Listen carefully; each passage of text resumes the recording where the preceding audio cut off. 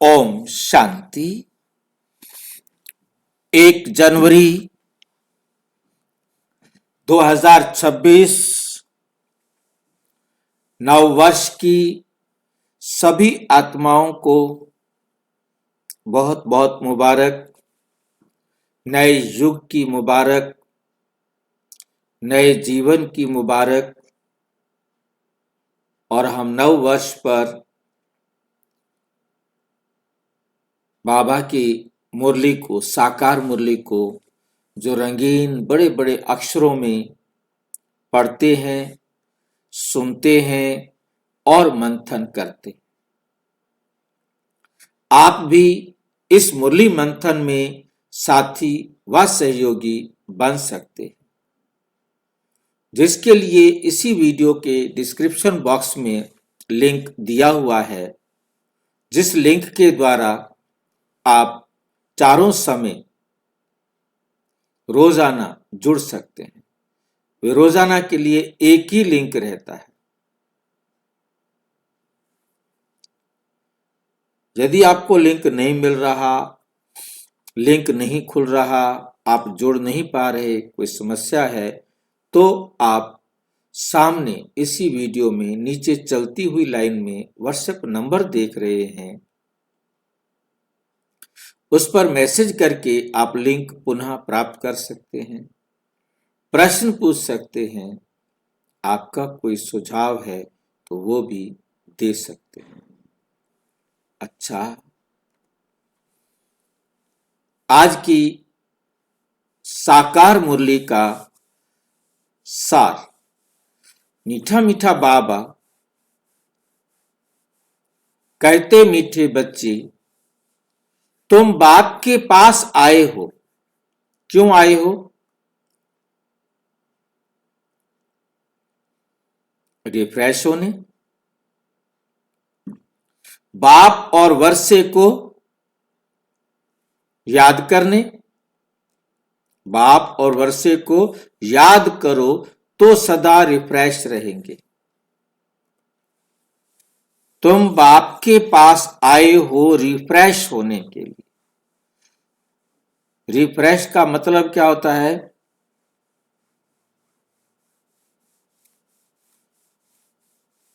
तरोताजा होता है। तरोताजा होने के लिए। पहली बार आए हैं, पुनः पुनः होता है उसका मतलब। हाँ, पुनः फ्रेश होना। पुनः होता है उसका मतलब कि हम दोबारा से तरोताजा होने के लिए आए हैं। पहली बार नहीं आए, अनगिनत बार आ चुके हैं और अनगिनत बार हम आएंगे। अनगिनत बार हम आएंगे, अनगिनत बार हम आ चुके हैं। हमें ये बात बहुत अच्छी तरह से समझनी है। तुम बाप के पास आए हो रिफ्रेश होने, दोबारा से ताजा होने के लिए। फिर जब पढ़ेंगे तो फिर आएगा रिफ्रेश होने। हम हर बार बाबा के पास आते हैं रिफ्रेश होने के लिए, फिर हम धीरे धीरे पतित हो जाते हैं, फिर बाबा आकर पुनः हमें रिफ्रेश करते हैं। बाप और वर्षे को याद करो। जितना हम बाबा की श्रीमत पर चलेंगे, बाबा से हमें क्या मिलना है, वर्षे को याद करेंगे तो सदा रिफ्रेश रहेंगे, एकदम ताजे रहेंगे। हमारे पास एकदम पवित्रता या दिव्य गुण उसी प्रकार से रहेंगे। रिफ्रेश होने की विधि है परमात्मा की श्रीमत पर चलना और अपने वर्षे को याद रखना कि परमात्मा से हमें प्राप्तियां क्या होनी है, उनको याद करना। ये विधि है रिफ्रेश होने की। प्रश्न, समझदार बच्चों की मुख्य निशानी क्या होगी? जो समझदार बच्चे होंगे उनकी मुख्य निशानी क्या होगी? वो बहुत खुश हो रहे हैं, वो और बहुत पारस खुश बुद्धि होंगे, खुद भी दूसरों को भी पारस बुद्धि बनाएंगे। जो समझदार हैं उन्हें अपार खुशी रहेगी। अगर खुशी नहीं तो बुद्धू हैं। खुशी यदि किसी को नहीं है, बाबा का बच्चा बन करके भी खुशी नहीं है, तो अपार खुशी होगी। अगर खुशी नहीं तो बुद्धू है। तो क्या है? बुद्धू है। समझदार अर्थात पारस बुद्धि। पारस बुद्धि। समझदार जो होंगे वो पारस बुद्धि होंगे। जी। पारस बुद्धि का मतलब क्या लगाएंगे हम? हीरे जैसा होंगे। हाँ जी, हीरे जैसा होंगे एकदम बिल्कुल। हीरा अलग चीज होती है, आप पारस सामान अलग। बनाएंगे। बहन जी, हीरा कुछ और होता है, पारस कुछ और होता है। पारस बुद्धि किसे कहते हैं? पारस के, हाँ जी, पारस पारस तो सोने को कहते हैं ना। हाँ, पारस बुद्धि मतलब स्वर्णिम बुद्धि, जिनको सब कुछ क्लियर हो। स्वर्णिम बुद्धि। पारस कहा जाता है शुद्ध सोने को, जिसमें जरा भी मिलावट ना हो, उसे कहा जाता है पारस। जिसमें मिलावट होगी उसे सोना कहेंगे, ठीक है नहीं? बाकी सोने और पारस का पर्यायवाची शब्द है। मतलब सोने का मतलब या पारस का मतलब जब कहा ही जा रहा है पारस या सोना, इसका मतलब उसमें और कुछ नहीं है। यदि उसमें कुछ और मिला हुआ है, चाहे चांदी मिला हो, चाहे तांबा मिला हो, तो चाहे कुछ और मिलाया गया हो, अगर मिला दिया तो उसे हम सोना नहीं कहेंगे। जिसमें कुछ और मिल गया है तो अब कुछ और बन गया है। तो स्वर्णिम बुद्धि, एकदम पवित्र बुद्धि, शुद्ध बुद्धि। पारस बुद्धि का मतलब है स्वर्णिम बुद्धि, सतो प्रधान बुद्धि, शुद्ध बुद्धि। पारस बुद्धि बनने वाले वे दूसरों को भी पारस बुद्धि बनाएंगे।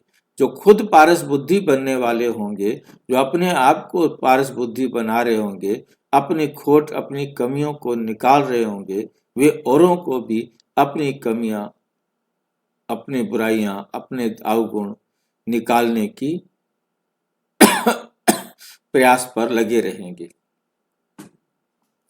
वे दूसरों को भी पारस बुद्धि बनाएंगे। खुद तो पुरुषार्थ करेंगे पारस बुद्धि बनने का, औरों को भी पारस बुद्धि बनाने का सहयोग देंगे। रूहानी सर्विस में बिजी, रूहानी सर्विस में बिजी रहेंगे। बाबा का ज्ञान हर आत्मा को परमात्मा का परिचय देने में सदा बिजी रहेंगे। बाप का परिचय देने बगैर वो रह नहीं सकेंगे। मतलब ऐसा वो हो ही नहीं सकता कि वो परमात्मा का परिचय देने बगैर रहे, नहीं, वो सबको परमात्मा का परिचय देने में लगे ही रहेंगे। ओम शांति। बाप बैठ समझाते हैं, ये दादा भी समझते हैं, क्योंकि बाप बैठ दादा द्वारा समझाते हैं। बाप बैठकर दादा द्वारा समझाते हैं। तुम जैसे समझते हो वैसे दादा भी समझते हैं। जैसे तुम समझते हो, ऐसे जिसके शरीर से मैं बैठकर तुम्हें पढ़ा रहा हूं, ये भी उसी प्रकार से समझते हैं। दादा को भगवान नहीं कहा जाता, ब्रह्मा बाबा को परमात्मा नहीं कहा जाता। यह है भगवानोवाच। बाप मुख्य क्या समझाते हैं कि देही अभिमानी बनो, देही अभिमानी बनो। ये क्यों कहते हैं?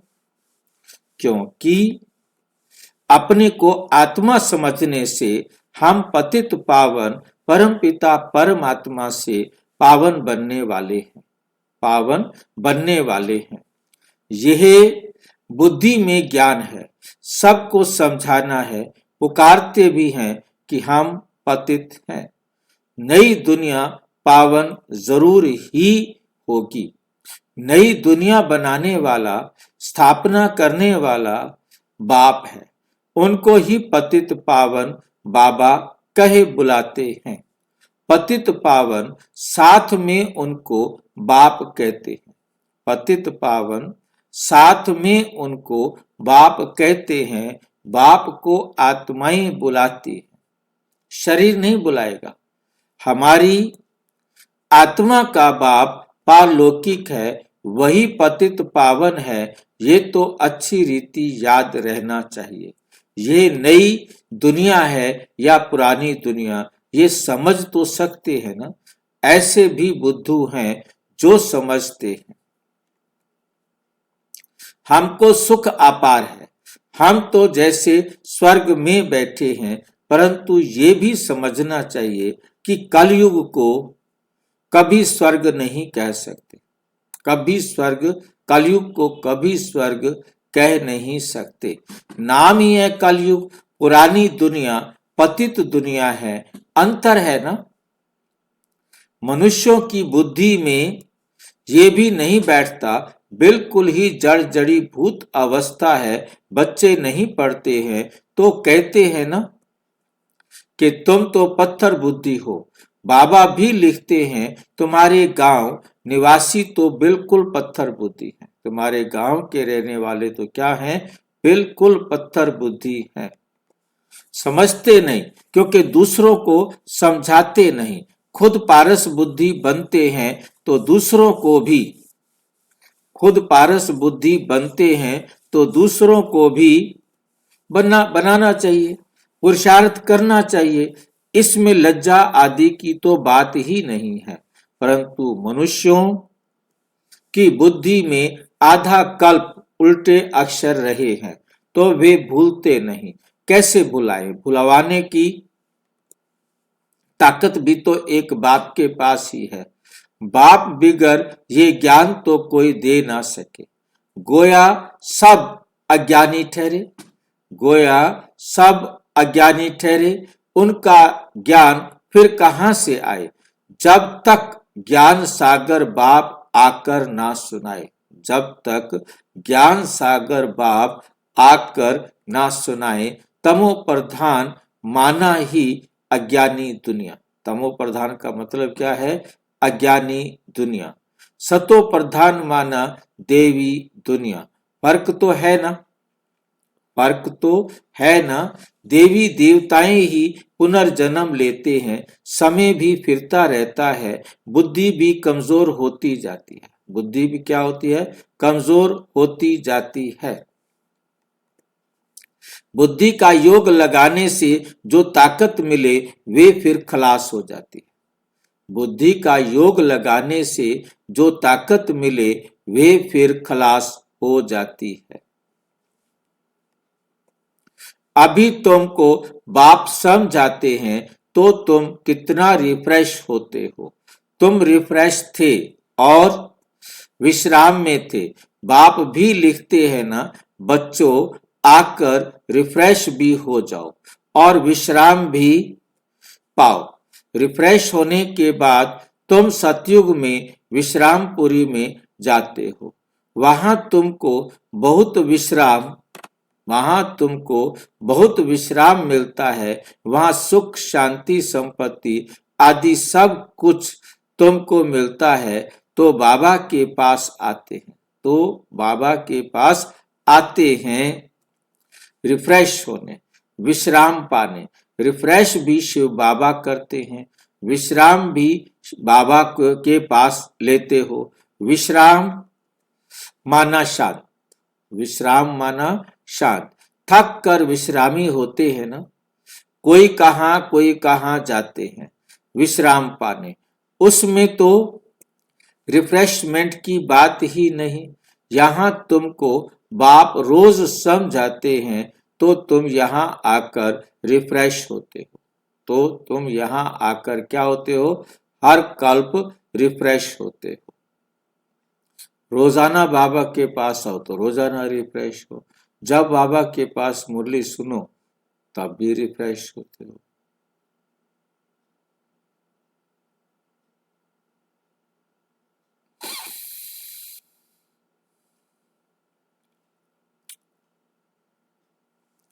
तुम यहां आकर रिफ्रेश होते हो। याद करने से तुम तमो प्रधान से सतो प्रधान बनते हो। जितना बाबा की श्रीमत पर चलते जाएंगे उतना तुम सतो प्रधान से, तमो प्रधान से सतो प्रधान बनते जाएंगे।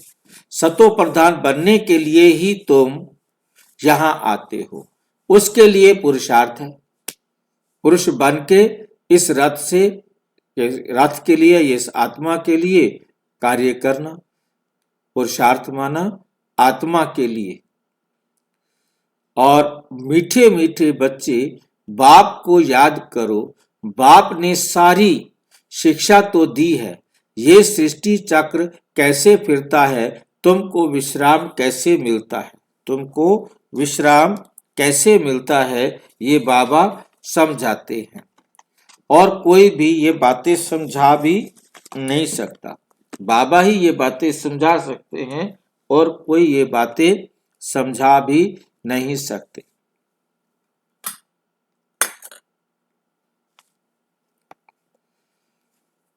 उन्हों को भी समझाना चाहिए। तुम जानते हो तो तुम्हें अब सबको क्या करना है, समझाना है, ताकि वे भी तुम जैसे रिफ्रेश हो जाए। जैसे तुम रिफ्रेश हो रहे हो ऐसे वे भी क्या हो जाएं, रिफ्रेश हो जाए। अपना फर्ज है, फर्ज ही ये है, सबको पैगाम देना। हमारा फर्ज क्या है कि हमने सबको पैगाम देना है। अविनाशी रिफ्रेश होना है, अविनाशी रिफ्रेश होना है, अविनाशी विश्राम पाना है। सबको ये पैगाम दो, यही याद दिलाना है कि बाप को और वर्षे को याद करो, बाप को और वर्षे को याद करो। तो बहुत सहज बात, बेहद का बाप स्वर्ग रचते हैं, स्वर्ग का ही वर्षा देते हैं। बाप आकर हमें स्वर्ग प्राप्त करने का अधिकार देते हैं। वर्षा देना माना अधिकारी बनाना, स्वर्ग का ही वर्षा देते हैं, स्वर्ग का अधिकारी बनाते हैं। अभी तुम हो, अभी तुम हो संगम युग पर। माया के श्राप और बाप के वर्षे को तुम जानते हो कि माया से कौन सा श्राप मिलता है, कैसे श्राप मिलता है, ये भी तुम जानते हो। और बाप से वर्षा कैसे मिलता है ये भी तुम जानते हो। जब माया रावण का श्राप मिलता है तो पवित्रता भी खत्म, सुख शांति भी खत्म, तो धन भी खत्म हो जाता है। तो धन भी क्या हो जाता है, खत्म हो जाता है। कैसे धीरे धीरे खत्म होता है वे भी बाप ने समझाया है। कितने जन्म लगते हैं, दुख धाम में कोई विश्राम थोड़ा ही होता है, सुख धाम में विश्राम ही विश्राम है। मनुष्यों को भक्ति कितनी थकाती है, सतयुग में कोई भक्ति नहीं, कोई मंदिर नहीं, कोई पूजा पाठ का ड्रामा नहीं, समय बर्बाद करने की कोई बात ही नहीं। तो क्या करते होंगे सारा दिन, रोटियां पकाते रहते होंगे, खाते रहते होंगे। भाई जी वहाँ खाना भी ज्यादा नहीं खाते। वहां खाना ही नहीं खाते तो फिर बेचारे क्या करते रहेंगे सारा दिन। भाई लेकिन एक टाइम तो खाते हैं। गुजरात दादी की इंटरव्यू में मैंने सुना था, उन्होंने बोला था एक टाइम बनता है। बताओ, कुछ काम नहीं, एक टाइम भी थोड़ा सा खाना खा लिया, वो भी फल मिल गए, जूस मिल गया। फल ही ऐसे होते हैं उनको खाने से ही पेट भर जाए, करना कुछ है नहीं, हम तो बोर हो जाएंगे वहां पर। घूमते हैं, हैं वहां जी। पे घूमते रहते हैं, घूमते रहते हैं वहां पे। घूमना भी वेस्ट हो गया ना टाइम।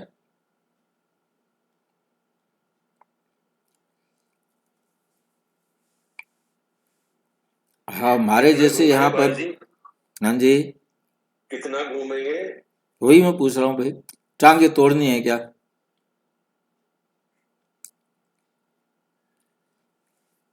भाई जी वहाँ घूमने में थकान नहीं होती, वहाँ घूमने में थकान नहीं होती।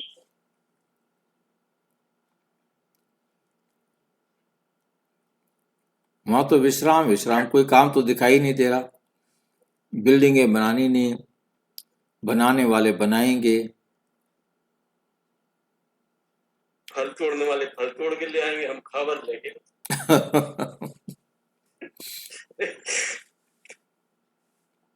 चलो, जो भी अच्छा ही होगा।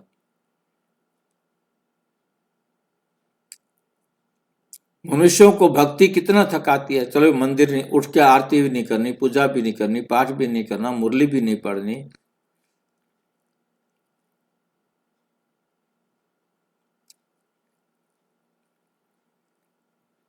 और हमें एक दिन मुरली ना पढ़ने का मौका मिले तो ऐसे हो जाते हैं, क्या हो गया आज। मनुष्यों को भक्ति कितना थकाती है। जन्म जन्मांतर भक्ति थका देती है, कंगाल कर देती है। भक्ति करते करते हम क्या हो गए, कंगाल हो गए। ये भी अब तुमको बाप समझाते हैं। नए नए आते हैं तो कितना समझाया जाता है। हर एक बात पर मनुष्य बहुत सोच करते हैं, समझते हैं कहां जादू ना हो। अरे, तुम कहते हो जादूगर, तो मैं भी कहता हूं जादूगर हूं, परंतु जादू कोई ये नहीं है कि जो मैं भेड़ बकरी आदि बना देंगे। जानवर तो नहीं है ना, ये बुद्धि से समझा जाता है। गायन भी है सुर मंडल के साज से। इस समय मनुष्य जैसे रीढ़ मिसल है। रीढ़ बोलते हैं भेड़ को। आज के मनुष्य क्या है, भेड़ जैसे हैं। भेड़ मिसल क्या मतलब, क्यों कहा है। ये बातें यहां के लिए हैं, सतयुग में नहीं गाते, इस समय का ही गायन है। भेड़ क्या होती है कि एक भेड़ जाएगी कुएं में गिरेगी, उसके पीछे वाली भेड़ भी आएगी, वो भी कुएं में गिर जाएगी। वो ये नहीं सोचेगी उसका क्या हुआ, मेरा क्या होगा। वो भेड़ इसमें कूदी है तो मैं भी कूद जाऊं।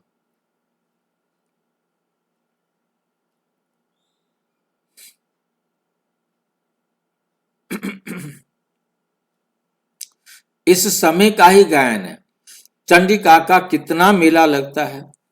पूछो वे कौन थी, कहेंगे देवी। अब ऐसा नाम तो वहां होता है होता ही नहीं। अब ऐसा नाम तो वहां होता नहीं। सतयुग में तो सदैव शुभ नाम होता है। श्री रामचंद्र, श्री कृष्ण, श्री कहा जाता है श्रेष्ठ को, सतयुगी संप्रदाय को।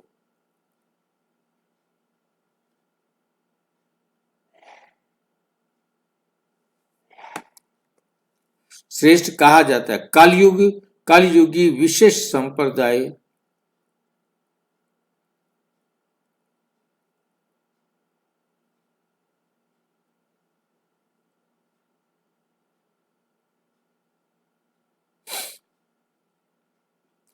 कलयुगी विशिष्ट संप्रदाय को श्रेष्ठ कैसे कहेंगे।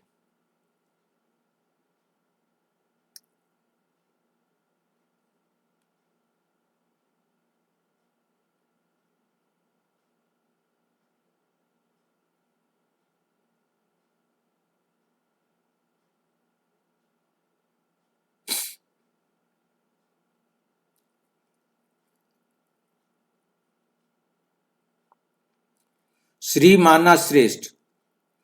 अभी के मनुष्य तो श्रेष्ठ है नहीं।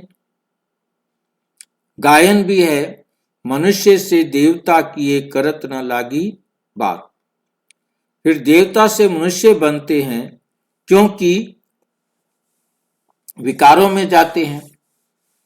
रावण राज्य में सब मनुष्य ही मनुष्य हैं।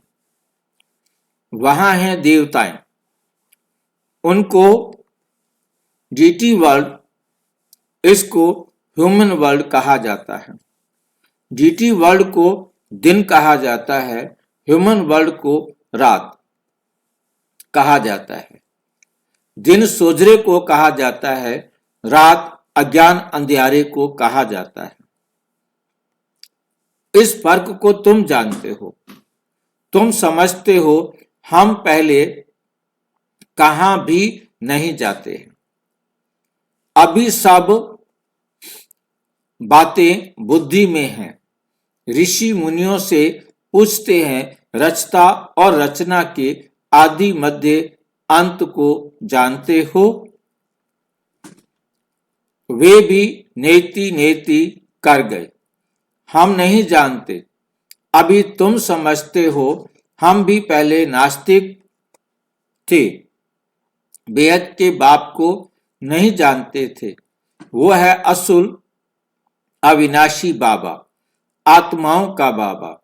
और हाँ, तुम बच्चे जानते हो, हम उस बेहद के बाप के बने हैं जो कभी जलते नहीं हैं। यहां तो सब जलते हैं। रावण को भी जलाते हैं। शरीर है ना, फिर भी आत्मा को तो कभी कोई जला नहीं सकता। आत्मा को तो कभी कोई जला नहीं सकते। तो बच्चों को भी बाप ये गुप्त ज्ञान सुनाते हैं जो बाप के पास ही है। ये आत्मा में गुप्त ज्ञान है। आत्मा भी गुप्त, आत्मा इस मुख द्वारा बोलती है। इसलिए बाप कहते हैं, बच्चे देह अभिमानी मत बनो, आत्म अभिमानी बनो, नहीं तो जैसे उल्टे बन जाते हो। आप अपने को आत्मा भूल जाते हो। ड्रामा के राज को भी अच्छी रीति समझना है। ड्रामा में जो नूंद है वे हूबहू रिपीट होता है। ये किसी को पता नहीं है। ड्रामा अनुसार सेकंड बाय सेकंड कैसे चलता रहता है। ये भी नॉलेज बुद्धि में है। आसमान का कोई भी पार नहीं पा सकते, धरती का पा सकते हैं। आकाश सूक्ष्म है, धरती तो स्थूल है। कोई चीज को पार पा नहीं सकते, जबकि कहते भी हैं आकाश ही आकाश, पाताल ही पाताल। शास्त्रों में सुना है ना, तो ऊपर में भी जाकर देखते हैं, वहां भी दुनिया बसाने की कोशिश करते हैं। दुनिया बसाई भी बहुत है ना। भारत में सिर्फ एक ही देवी देवता धर्म था और कोई खंड आदि नहीं था। फिर कितना बसाया है, तुम विचार करो। भारत के भी कितने थोड़े टुकड़े में देवताएं होते हैं। जमुना का कंठा होता है और दिल्ली परिस्तान थी, इसको कब्रिस्तान कहा जाता है, जहां अकाले मृत्यु होती रहती है। अमरलोक की को परिस्तान कहा जाता है। वहां बहुत नेचुरल ब्यूटी होती है। भारत को वास्तव में परिस्तान कहते थे। ये लक्ष्मी नारायण परिस्तान के मालिक है ना। कितने शोभावान हैं, सतो प्रधान है ना। नेचुरल ब्यूटी थी। आत्मा भी चमक। परिस्तान क्या होता है भाई? परियों के रहने का स्थान। परिस्तान परियों के रहने का स्थान। हिंदुस्तान हिंदुओं के रहने का स्थान। पाकिस्तान पवित्र आत्माओं के रहने का स्थान। जो दूसरों को दुख देते रहे तो भी वो पाकिस्तान है। उन्होंने अपना नाम रखा पाकिस्तान, पवित्र स्थान। हमने रखा पतित स्थान, हिंदुस्तान। जो है ना अपने धर्म से हीन हो गए हैं, उनका स्थान वो है परियों का स्थान, जहां परियां रहती हैं।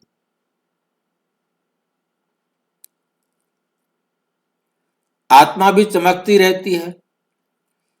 बच्चों को दिखाया था श्री कृष्ण का जन्म कैसे होता है।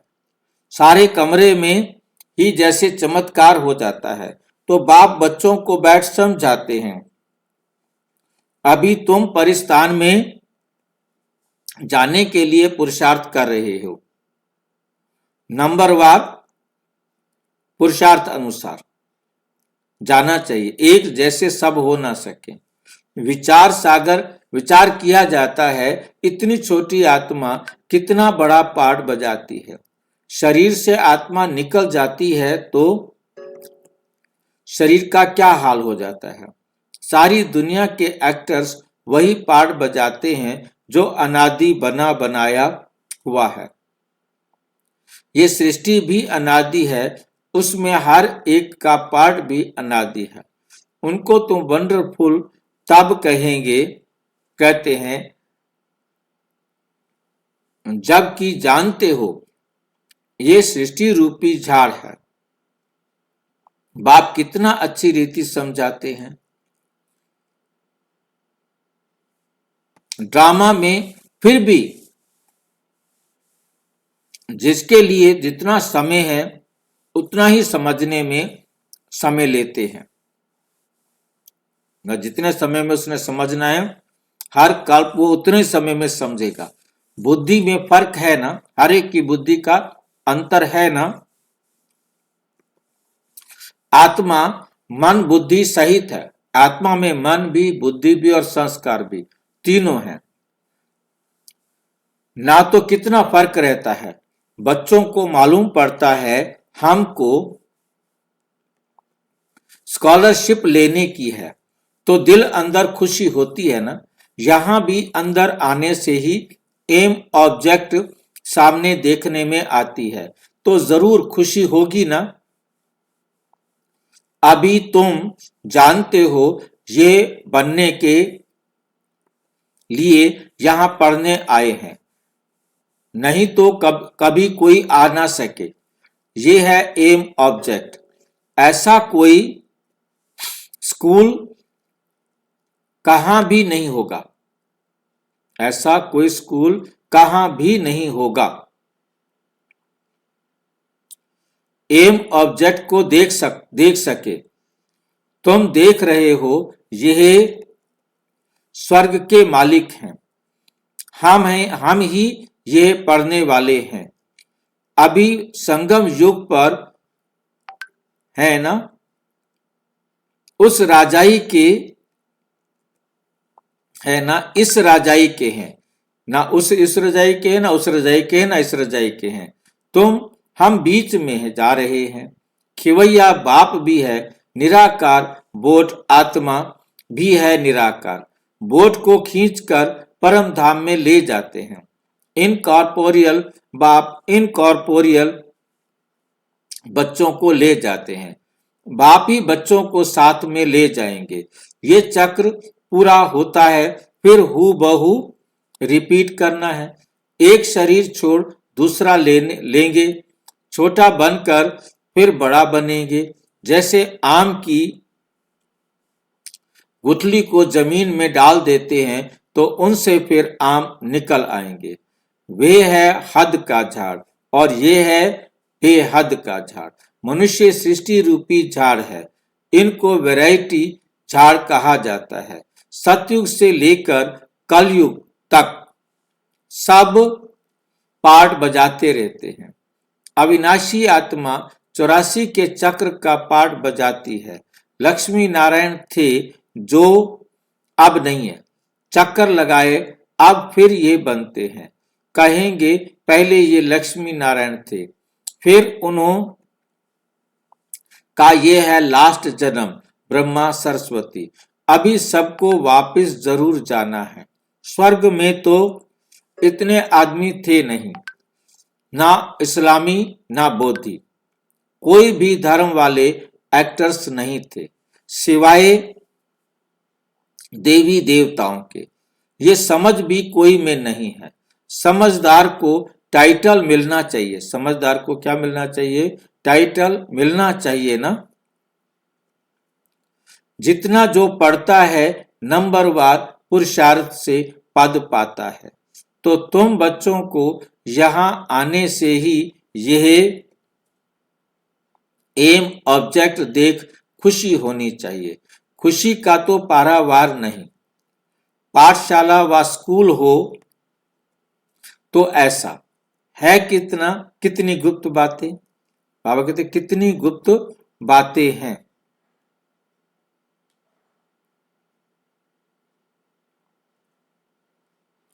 परंतु जबरदस्त पाठशाला है। परंतु ये है क्या?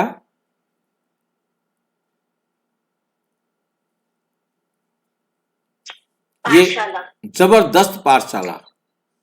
जबरदस्त माना बहुत ऊंची पाठशाला है। जितनी बड़ी पढ़ाई उतना बड़ा कॉलेज।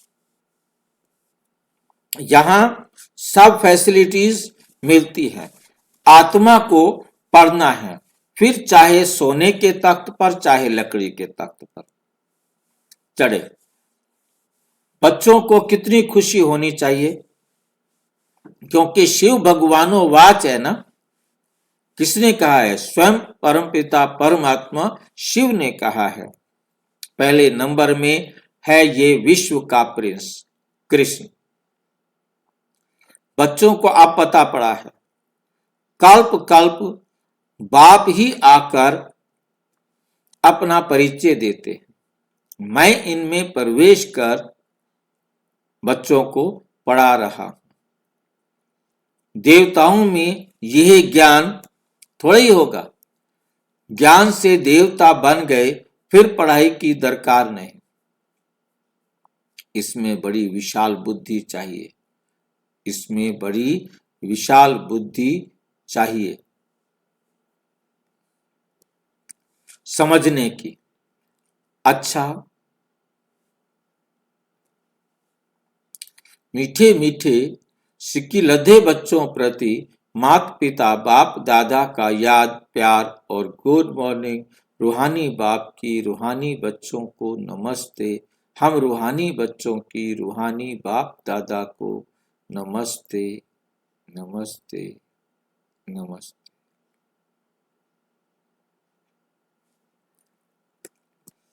धारणा के लिए मुख्य सार।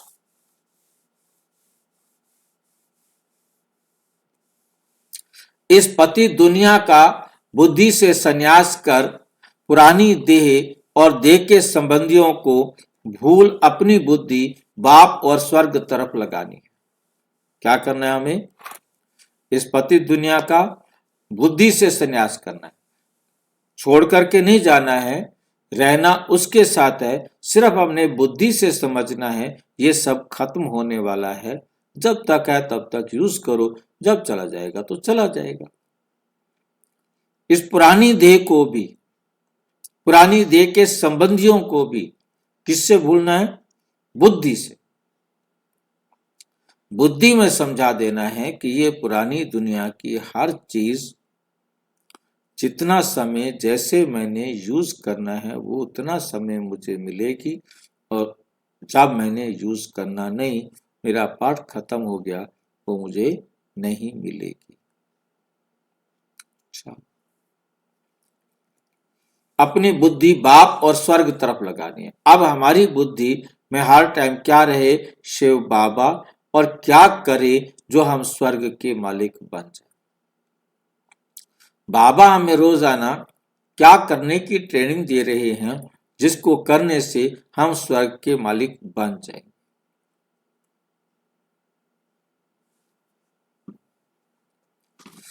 अविनाशी विश्राम का अनुभव करने के लिए अविनाशी विश्राम। एक तो था विनाशी विश्राम, 2 घंटे विश्राम किया, 3 घंटे किया, 4 घंटे किया।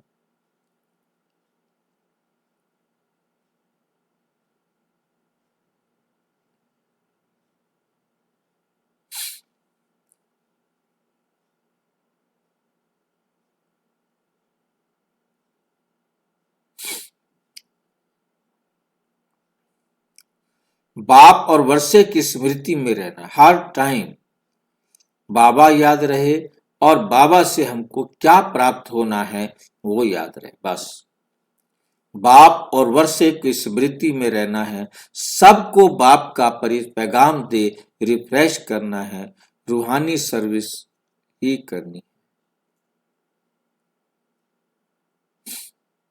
भाई जी, हाँ जी, ये अविनाशी विश्राम डीप फ्रीजर वाला है विश्राम है क्या? हाँ जी, अविनाशी विश्राम क्या डीप फ्रीजर वाला विश्राम है? परम धाम वाला। परमधाम वाला।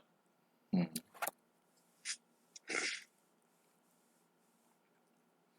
सबको बाप का पैगाम दे रिफ्रेश करना है, रूहानी सर्विस में लज्जा नहीं करनी, शर्माना नहीं है कि कैसे कहूं।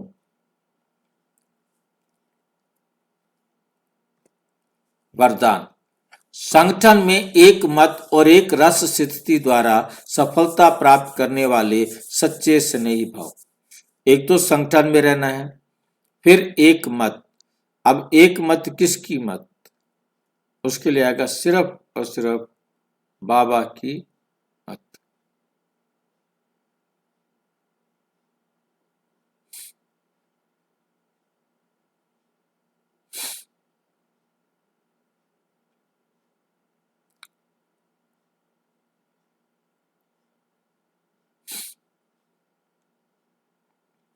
संगठन में एक मत होना, एक रस स्थिति में रहना और सफलता प्राप्त करने वाले सच्चे स्नेही बनना है। संगठन में एक ने कहा, दूसरे ने माना। एक ने कहा, दूसरे ने माना। यह है सच्चे स्नेह का रेस्पॉन्ड, सच्चे स्नेह का जवाब।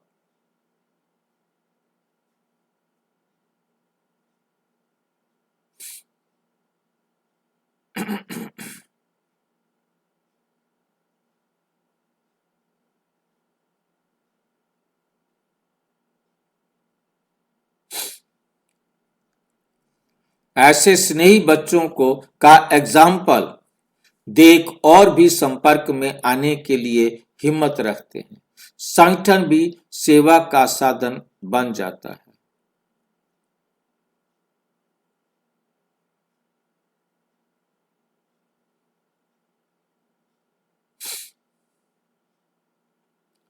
संगठन भी सेवा का विस्तार भी, संगठन भी सेवा का साधन बन जाता है।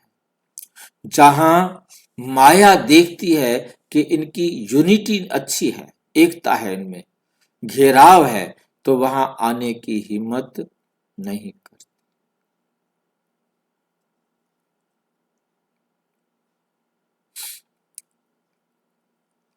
वहां आने की हिम्मत नहीं होती।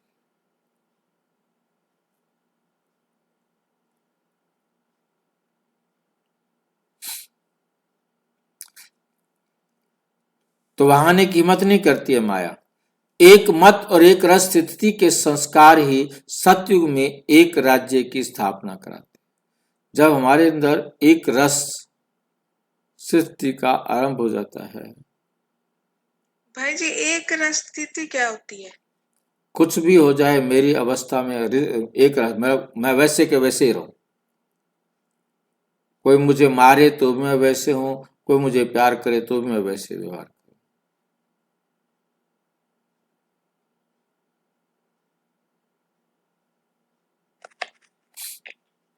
दूसरा है एक रस स्थिति स्थिति अवस्था में कोई हलचल नहीं, हम हमेशा खुश के संस्कार ही सतयुग में एक राज्य की स्थापना करते। क्योंकि अब हमारी एक मत बाबा की मत पर चलते हैं, एक रस हमारी स्थिति रहती है। तो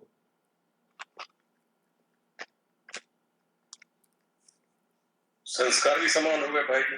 बिल्कुल संस्कार मिलन हो गया तो फिर कोई झगड़ा होती ही नहीं।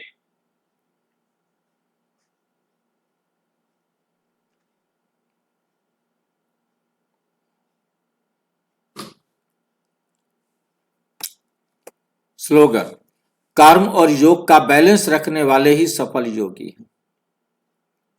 कर्म और योग का बैलेंस रखने की विधि क्या होती है कि हर कर्म बाबा की श्रीमत के अनुसार करो।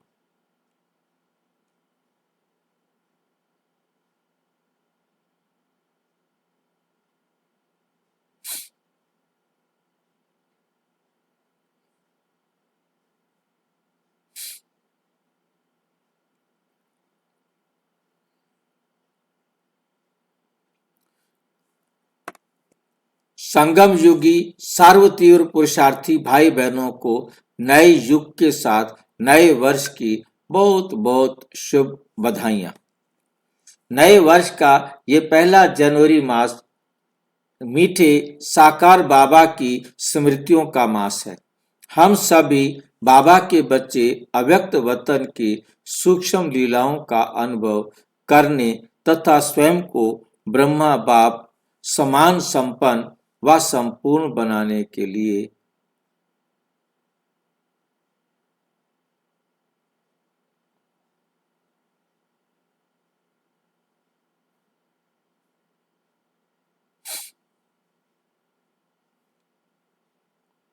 संपूर्ण बनने के लिए पूरा ही मास अपने बंधन मुक्त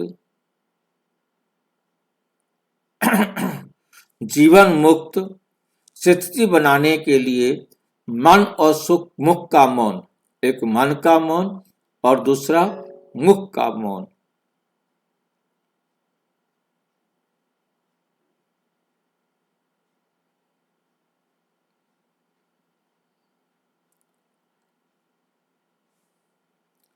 तो बुद्धि बल से अव्यक्त वतन की सैर करें। इस लक्ष्य से इस मास के अव्यक्त इशारे बनाएं और सैर करें।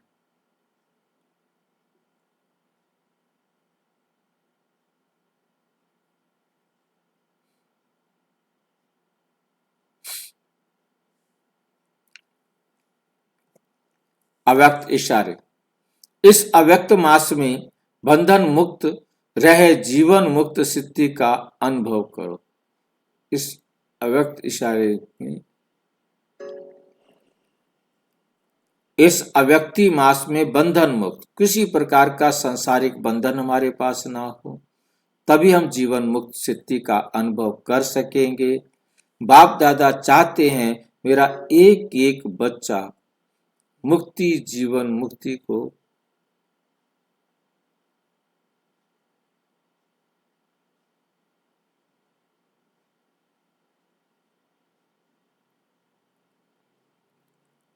अभी के अभ्यास की सतयुग में नेचुरल लाइफ होगी, लेकिन वर्षे का अधिकार अभी संगम पर मिलता है।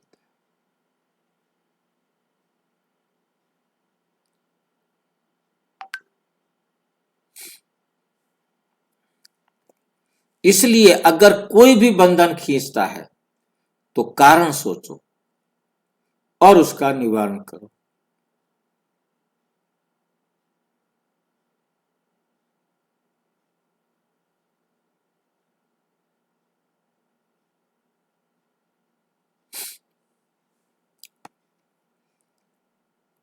अच्छा, ओम शांति।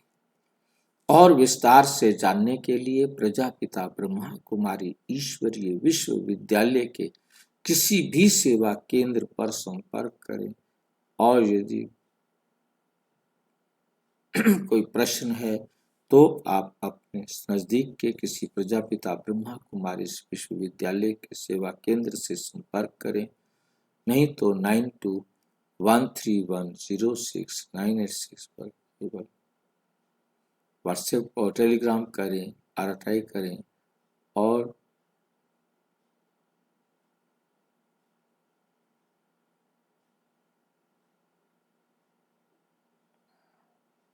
ओम शांति भाई जी।